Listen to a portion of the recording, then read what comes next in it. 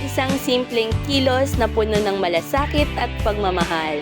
Since it's Teacher's Month, I just wanna flex ang aking kapitbahay sa room. Akala ko napakisuyuan siya ng kantin namin na magbenta ng mga snacks for the students. Kasi yesterday, umikot ang mga helpers namin sa kantin upang ipaubos yung mga natirang paninda nila. Only to find out na ang mga snacks pa lang ito ay bili ni teacher for her students. Guys, siya si Ma'am Jennifer Gicomo ng Tinajeros National High School. Madami na din sa aming mga kabaro ang gumagawa nito sa kani-kanilang mga estudyante. Isang paalala na ang isang guro ay hindi lamang tagapagturo ng kaalaman, kundi isa ring gabay at tagapag-alaga. Bumubuo ang guro ng malalim na koneksyon na hindi madaling limutin ng mga mag-aaral.